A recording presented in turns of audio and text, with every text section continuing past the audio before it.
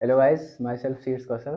और आज मैं आपको जा रहा हूँ पढ़ाने अष्टांग हृदय सूत्र स्थान 1 आयुष कामी अध्याय का श्लोक नंबर 19, जिसका टॉपिक है रोग एवं आरोग्य का कारण। तो आज हम देखेंगे आयुर्वेदिक पॉइंट ऑफ व्यू से रोग क्या होता है और आरोग्य क्या होता है। अगर रोग है तो उसका कारण क्या है और आरोग्य है तो उसका कारण क्या है। तो श्लोक से देखेंगे। श्लोक नंबर 19 है अष्टांग हृदय चैप्टर 1 का। कालार्थ कर्मणाम योगो हीन मिथ्या अतिमात्र का सम्यक योगस्य विज्ञेयो रोगारोगैक कारणम। कालार्थ, काल, देन अर्थ, देन कर्म, इसका हीन योग, मिथ्या योग एंड अति योग, ये होता है रोग का कारण। ये क्या हुआ? रोग का कारण। इसको इसको दूसरे नाम से भी जाना था, जिसको बोलते हैं त्रिविध हेतु।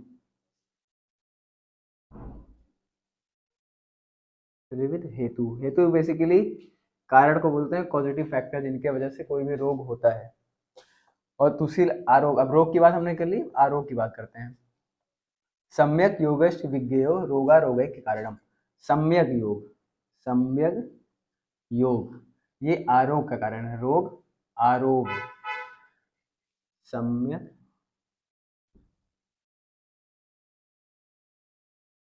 योग, ये है आरोग्य का कारण।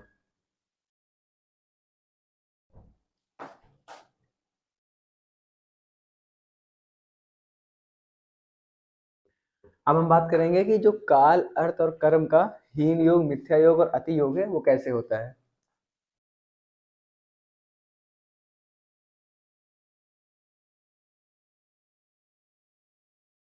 पहले इसको देख लेते हैं। इसको अन्य नामों से भी जाना जाता है। इसको बोलते हैं स्वरूप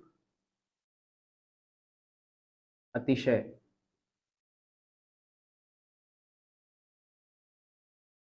मतलब कि इसके स्वरूप में ज्यादा हो जाएगा। अति का मतलब है ज्यादा होना, जैसा होना चाहिए उससे ज्यादा होना। इसको बोलते हैं स्वरूप वैपरीत। स्वरूप के अपोजिट, स्वरूप से अपोजिट होगा। और इसको बोलते हैं स्वरूप हानि।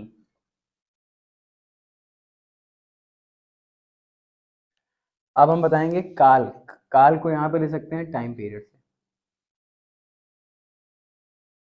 जैसे कि जिस टाइम के अकॉर्डिंग चल रहा है, जैसे कि ऋतुएं होती हैं, हमारी 6 ऋतुएं होती हैं। हेमंत, शिशिर, बसंत, ग्रीष्म, वर्षा, शरद, हेमंत।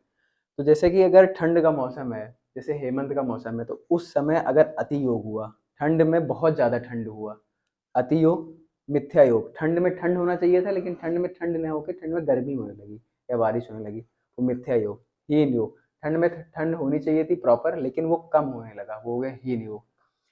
अब यहाँ पे एक बात आपको बता दूं कि ये अष्टांग के अकॉर्डिंग है। अब इसमें अगर आप चरक में देखेंगे तो चरक ने अति योग माना है, मिथ्या योग माना है और अयोग माना है। इसकी जगह चरक ने हीन योग न मान करके, हीन योग को नहीं माना है और उन्होंने अयोग माना है। तीनों के लिए, काल, अर्थ, कर्म के लिए। अब बात करेंगे हम कर्म की।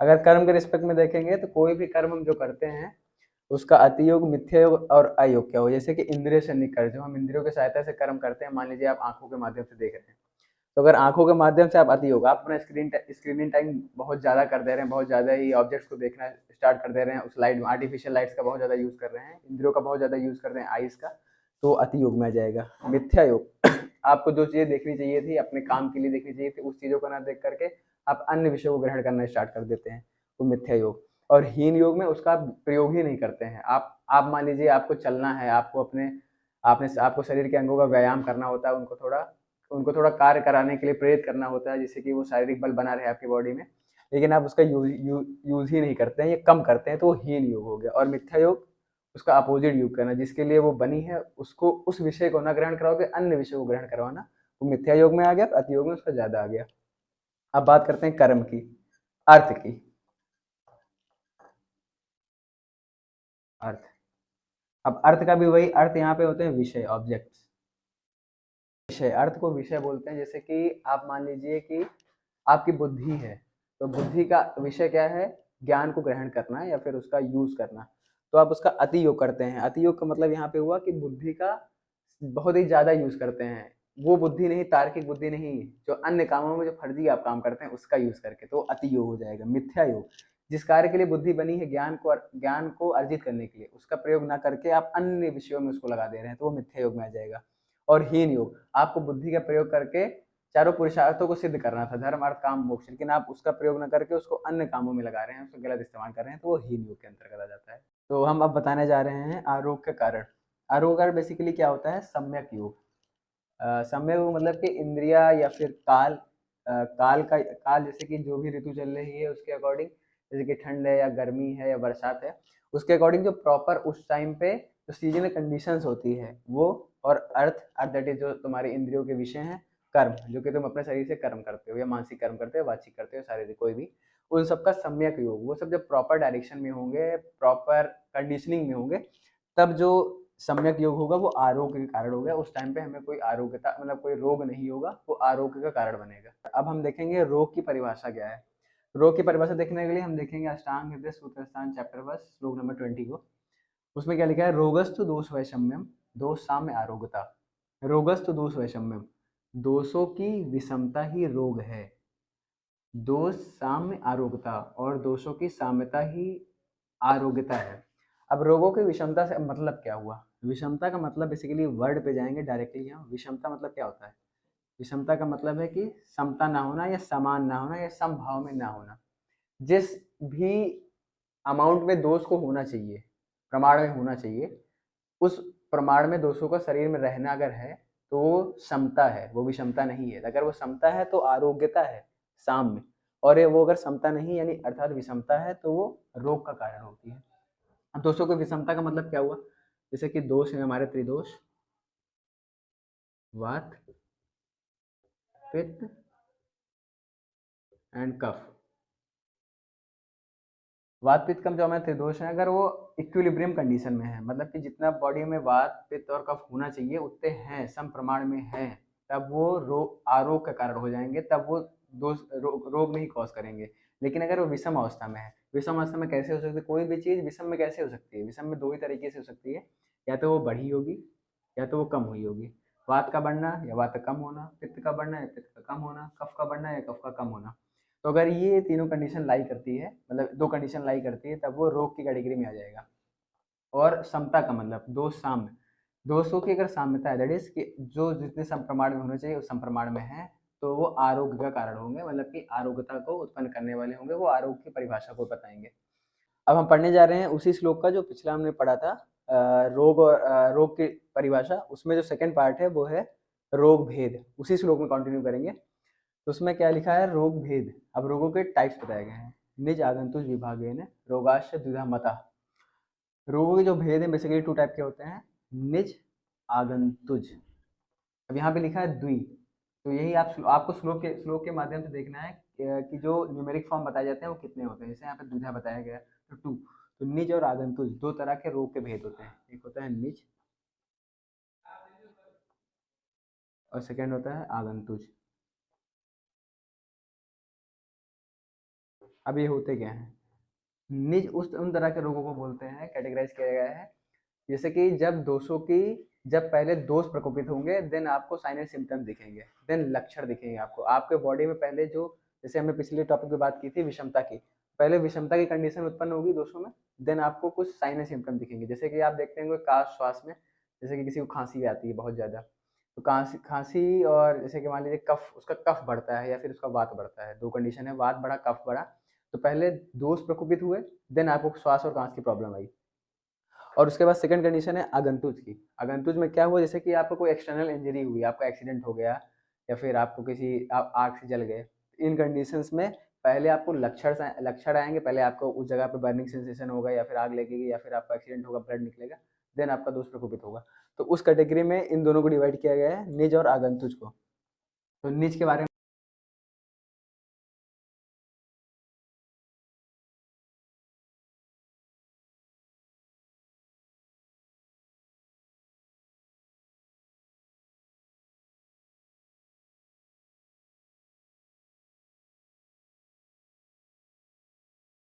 तो अब अगले नेक्स्ट टॉपिक की ओर बढ़ते हैं, जो कि है रोगों का अधिष्ठान। अब हमने रोगों की बात कर ही रहे हैं, तो उनके अधिष्ठानों के बारे में बात करना बहुत जरूरी है। तो उसका रेफरेंस देखेंगे तो अष्टांग हृदय सूत्रस्थान, श्लोक सूत्रस्थान 21 चैप्टर 1 श्लोक नंबर 21।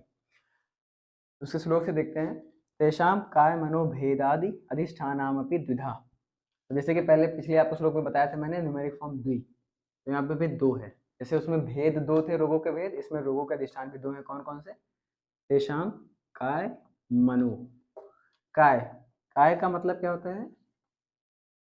जैसे आप जनरली देखते होंगे normal day to day life में, काय, आपकी काया कैसी है, आपकी काया, दैट इज काय मतलब होता है शरीर।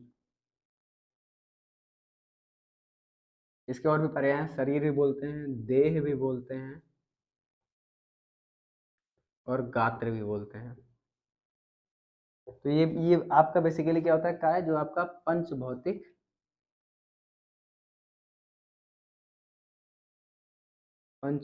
जो शरीर होता है आपका। पंच भौतिक शरीर वही है कि आपका पांचों महाभूतों से मिलकर बना है, पृथ्वी जल अग्नि वायु और आकाश, उनसे मिलकर जो पंच भौतिक शरीर बना है, उसमें जो रोग होते हैं वो होते हैं कायिक। कायिक उसमें रोग कैसे कैसे होते हैं? जैसे कि आपको ज्वर हो गया, रक्त पित्त हो गया, या फिर आप नॉर्मल ले लेते हैं तो आपको काश, स्वास्थ्य संबंधी प्रॉब्लम हो गई। ये सब जो आपके पंच भौतिक शरीर में होते हैं, उन रोगों को बोलते हैं कायिक रोग। उसके बाद आता है सेकंड कैटेगरी, मानसिक रोग की, मन। अब मानसिक रोग वो रोग होते हैं जो आपके मन में होते हैं, जो आपको शरीर पे इफेक्ट नहीं करते हैं, लेकिन आपको मन पे इफेक्ट करते हैं। जैसे कि हो गया तुम्हारा ईर्ष्या, द्वेष, ये सब जो होते हैं, ईर्ष्या, द्वेष, उन्माद, राग आदि। ईर्ष्या, जलन,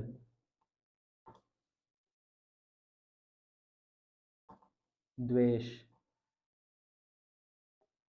राग, उन्माद, ये सब रोग, तो ये सब रोग मानसिक होते हैं। तो जो हमने श्लोक पढ़ा था 21, उसका सेकंड पार्ट देखते हैं। फर्स्ट पार्ट में हमने देखा था कि वो रोगों के अधिष्ठान की बात करता है। अब सेकंड पार्ट में देखेंगे कि मनोदोष, जो मानसिक दोष होते हैं, उनकी बात करने जा रहे हैं। तो इस श्लोक में लिखा है, रजस तमस मनस्वरो चा दोषा वुदाहतो। रजस, तमस, रज एंड तम, ये क्या है? मानसिक दो। हम हमेशा बोलता रहता हूँ मैं कि दो, तो ये न्यूमेरिक फॉर्म देखना है तो वहाँ से आप कंक्लूड कर सकते हो कि कितने तरह के दोष हैं। तो मानसिक वहाँ पे दो लिखा है, तो मैंने दो तरह के होते हैं, रज और तम। अब आपको जानना पड़ेगा, उससे पहले आपको जानना पड़ेगा मानसिक गुण। तो गुण तीन होते हैं, सत्व, रज और तम। तो यहाँ पे गुण तीन और दोष दो के हुए हैं। क्यों सत्व को दोष में नहीं गिना गया? सत्व को इसलिए नहीं गिना गया क्योंकि दोष वो होते हैं जिनमें कुछ विकार हो। तो रज में कुछ विकार है और तम में विकार है, लेकिन सत्व में कभी विकार नहीं हो सकता, सत्व में कभी कोई प्रॉब्लम नहीं हो सकती, इसीलिए उसको गुण के अंतर्गत रखा गया है। गुण, सत्व कभी दोषों में नहीं आ सकता, तो इसीलिए दोष बेसिकली दो तरह के हैं, रज और तम। रज को अगर और देखोगे तो इंग्लिश में इसको लिखा जाता है मोड ऑफ पैशन, और तम को लिखा जाता है मोड ऑफ इग्नोरेंस। और सत्व का, सत्व बेसिकली क्वालिटी होती है जो किसी भी पर्सन में जो अच्छाई होती है, उसको सत्व बोलते हैं। रज क्या है? राजसिक प्रवृत्ति होती है, जैसे किसी को कंट्रोल करने की प्रवृत्ति, जैसे राजाओं में होती थी राजसिक प्रवृत्ति, तो वहां से आप रिलेट कर सकते हैं, वो होती रज। तम, तम होती तामसिक प्रवृत्ति, जैसे कि जो लोग बहुत ज़्यादा तामसिक प्रवृत्ति से राक्षस वगैरह होते हैं, बहुत ज़्यादा एरोगेंस होता है, एंगर काफ़ी होता है, रूलिंग पावर गंदे तरीके से होती है, या लेजीनेस बहुत ज़्यादा होती है, तो वो तामसिक कैटेगरी में आती है।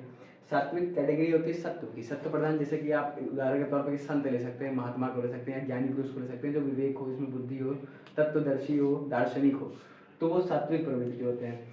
तो इन तीनों से आप देख सकते हैं कि, तो इस टॉपिक से हमने क्या समझा? मनोदोष, मानसिक दोष, रज और तम दो तरह के होते हैं, और मानसिक गुण तीन तरह के होते हैं, सत्व, रज और तम। मैं आपको बताना चाहूंगा कि जो ये मानसिक गुण है, उसमें हमने रज और तम को क्यों इंक्लूड किया, क्यों हमने सत्व को यहाँ इंक्लूड नहीं किया, यहाँ इंक्लूड किया, ये मैं आपको बता चुका हूँ। और यहाँ पे रज और तम को फिर क्यों इंक्लूड किया? देखिए, ये तीनों प्रवृत्तियां जो होती हैं वो हर व्यक्ति के अंदर पाई जाती हैं। किसी में कुछ डोमिनेटिंग होगी, अगर सत्य डोमिनेट होगा तो सात्विक हो जाएगा, अगर रज डोमिनेटिंग हो तो राजसिक हो जाएगा, अगर तम डोमिनेटिंग होगा तो तामसिक हो जाएगा। तो राजसिक भी होना जरूरी है शरीर में, हमारे बॉडी में। राजसिक गुण जैसे कि कंट्रोलिंग पावर, जैसे कि आप किसी भी ग्रुप में हैं, आप एज ए लीडर काम कर रहे हैं, तो वहाँ पे आपको राजसिक होना पड़ेगा, आपको वहाँ पे कंट्रोलिंग पावर के लिए रजगुण होना पड़ेगा। जैसे आप किसी को अगर गलत बोलना चाहते हैं या फिर आपको किसी गलत प्रूव करना चाहते हैं जो कि गलत है, तो उसके लिए आपको रज प्रवृत्ति होनी चाहिए। अगर आपको सत्य प्रवृत्ति आपके अंदर होगी तो आप किसी को गलत बोल नहीं पाओगे, क्योंकि आपको पता है कि वो गलत है, तभी आपको क्या फायदा हमें गलत बोल के। तो वो सात्विक प्रवृत्ति हो गई। लेकिन अगर आपको गलत प्रूव करना है उस बंदे को या फिर वो गलत है, तो आपको रासिक प्रवृत्ति होगी। तामसिक प्रवृत्ति क्या होती है कि जैसे जहाँ पे जरूरत पड़े वहां पे युद्ध भी किया जाता है, तो वहां पे हमें तामसिक प्रवृत्ति की जरूरत होती है। अब हम उसी के आगे देखेंगे रोगी की परीक्षा क्या होती है। तो उसके लिए हमें देखना होगा अष्टांग हृदय सूत्रस्थान चैप्टर फर्स्ट श्लोक नंबर 22 का फर्स्ट पार्ट। अब उसमें जैसे कि श्लोक के माध्यम से देखेंगे, तो दर्शन स्पर्शन प्रश्न परीक्षा रोगिणम। तो दर्शन, स्पर्शन एंड प्रश्न, ये 3 तरीके हैं जिनके द्वारा हम रोगी की परीक्षा करते हैं। अब बेसिकली अब देखना होगा आपको कि दर्शन क्या होता है। दर्शन अगर हम शाब्दिक अर्थ से देखेंगे, दर्शन का मतलब क्या होता है? देखना। तो हम रोगी को देखकर जैसे उसकी परीक्षा करते हैं कि क्या क्या ये रोगी है कि नहीं। देखकर कैसे कि जैसे कि जॉन्डिस के पेशेंट में आपने देखा होगा उसका कॉम्प्लेक्शन पीत वर्ण का हो जाता है, वो उसका पीले कलर का वर्ण हो जाता है। और ये हो गया। और उसके बाद मल मूत्र को स्टूल टेस्ट और यूरिन टेस्ट के माध्यम से हम देख सकते हैं क्या उसमें जो एबनॉर्मल अगर यूरिन है या एबनॉर्मल उसके फीसेस है, तो हम वहां पे देख सकते हैं कि कुछ उसमें कुछ रोग है। तो वो दर्शन में आप क्या देखेंगे बेसिकली देख कर, जैसे कि जॉन्डिस के पेशेंट में वर्ण पीत कलर का हो जाता है, पीत रंग का। और आप मल मूत्र इन सबको देख के आप कह सकते हैं कि ये एबनॉर्मल कंडीशन है, तो ये रोगी होगा। अब सेकंड कैटेगरी है स्पर्शन। स्पर्शन जैसे कि आपको नाम से क्लियर हो रहा होगा, स्पर्शन दैट इज टच। स्पर्श करके उसको उसको टच करके उसको छू करके आपको क्या पता चलता है। स्पर्शन के माध्यम से हम कैसे देख सकते हैं, जैसे कि किसी को अगर ज्वर है, फीवर है, तो उसको आप टच करते हैं, आपको लगता है कि हाँ टेम्परेचर रेज्ड है बॉडी का, तो उस कंडीशन में आप देख सकते हैं कि स्पर्शन के माध्यम से। और जैसे कि ये हो गया, और जैसे कि आयुर्वेद में हमारे नाड़ी विज्ञान है, तो आप नाड़ी देख करके पता कर सकते हैं, दोषों की कंडीशन पता कर सकते हैं कि कौन सा दोष किस अवस्था में, प्रकोपित अवस्था में है कि नहीं, वात पित्त कफ। तो वहां से हम देखेंगे स्पर्शन के माध्यम से। तो इसमें क्या हो गया आपका ज्वर, नाड़ी,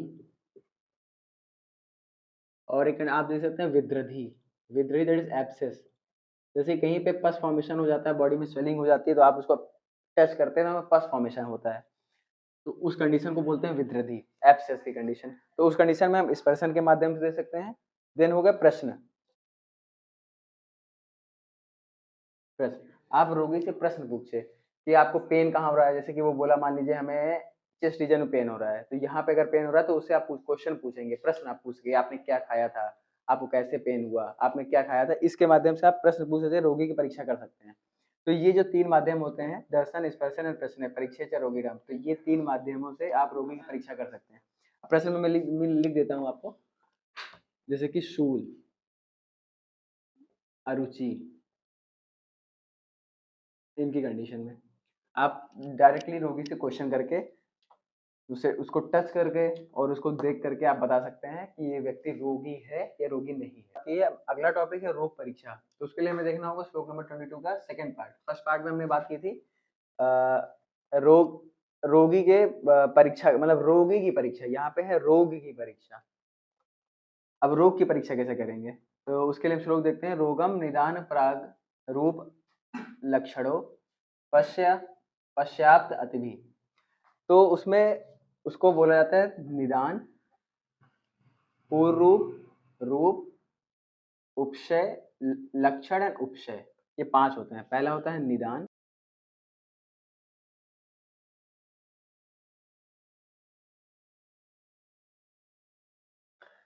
तो निदान क्या होता है? निदान बेसिकली हेतु कारण, जो पॉजिटिव फैक्टर्स होते हैं उनको निदान बोलते हैं।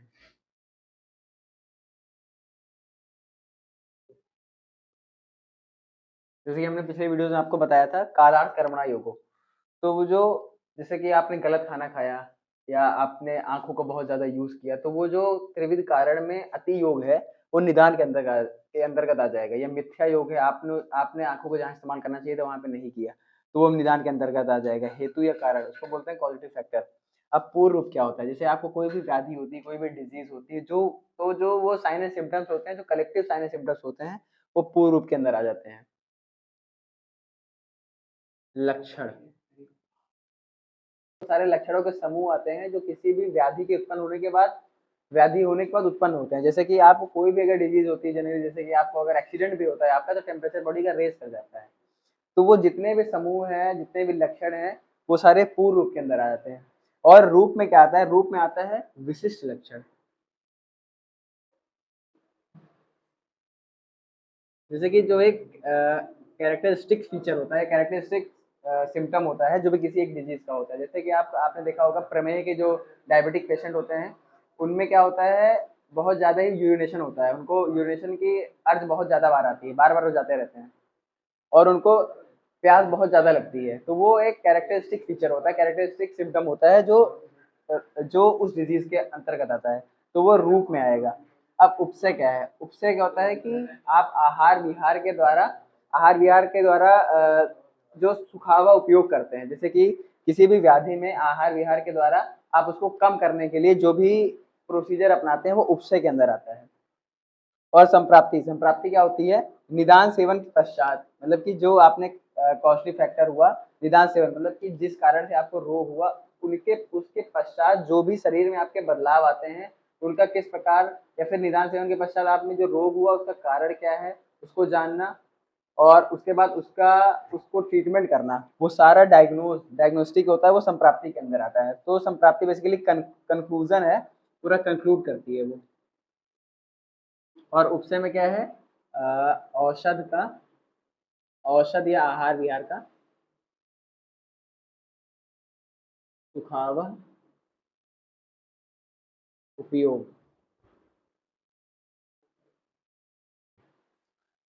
तो अब मैं आपको कंक्लूड कर देता हूँ। जो रोगी परीक्षा है, रोग परीक्षा, सॉरी, रोग जो परीक्षा है वो 5 तरह से होती है।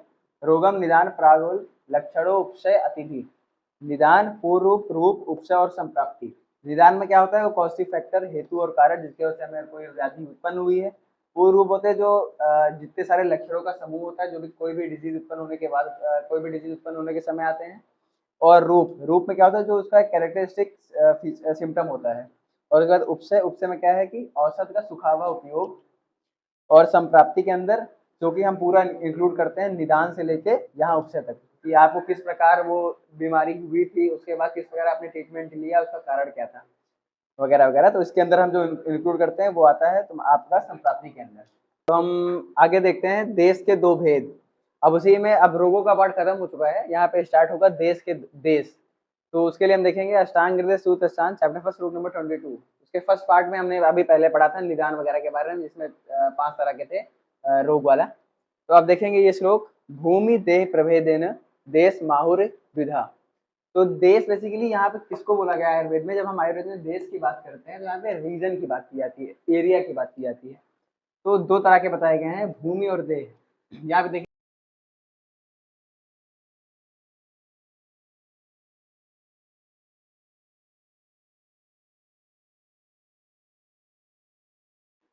तो ये जो भूमि है, इसमें जो साधारण, जांगल और अनूप है, ये आपका दोषों के बेसिस पे है। दोषों के आधार पर इसको कैटेगराइज किया गया है। जो ये साधारण देश होता है, यहाँ पे तीनों दोष की साम्य अवस्था होती है। और जो जांगल देश होता है, यहाँ पे वात प्रधान होता है। और जो आनूप देश होता है, यहाँ पे कफ प्रधान होता है।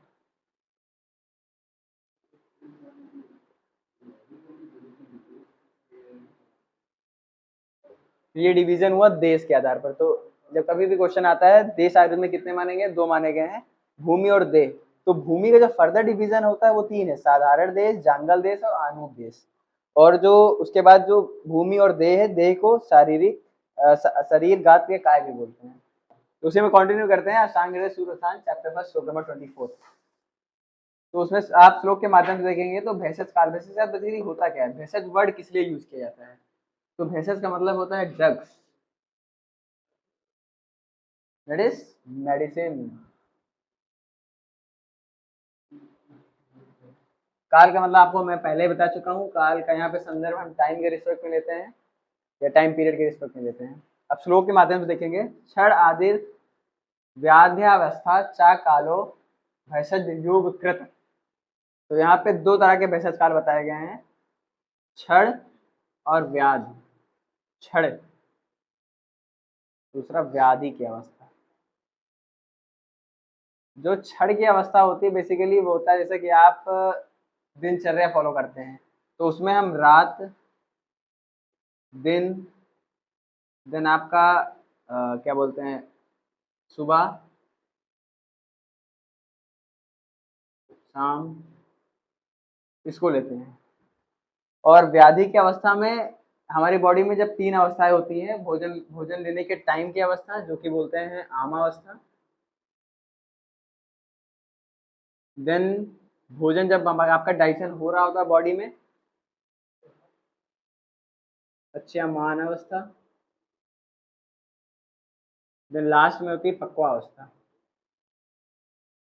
तो इन तीनों के अवस्था को बोलते हैं व्याधि की अवस्था और इसके अवस्था को बोलते हैं क्षण की अवस्था। तो जो हम ड्रग्स लेते हैं वो जब क्षणिक अवस्था में होती है तो वो रात दिन सुबह शाम इसके अकॉर्डिंग हम लोग दवा को लेते हैं या ट्रीटमेंट लेते हैं या ड्रग्स लेते हैं या मेडिसिन लेते हैं। और जब आप व्याधि की अवस्था दैट इज आमावस्था में, पच्यमान अवस्था में, पक्वावस्था में जब लेते हैं तो वो व्याधि की अवस्था होती है।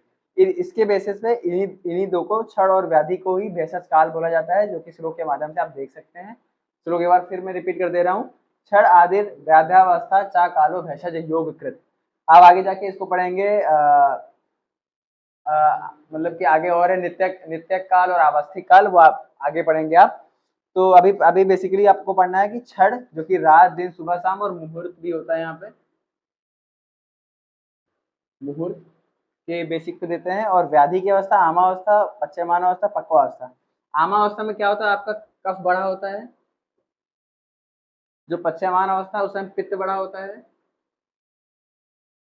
और जो पक्वा अवस्था होता है उसमें वात बढ़ा होता है। तो ये व्याधि की अवस्था हो गई।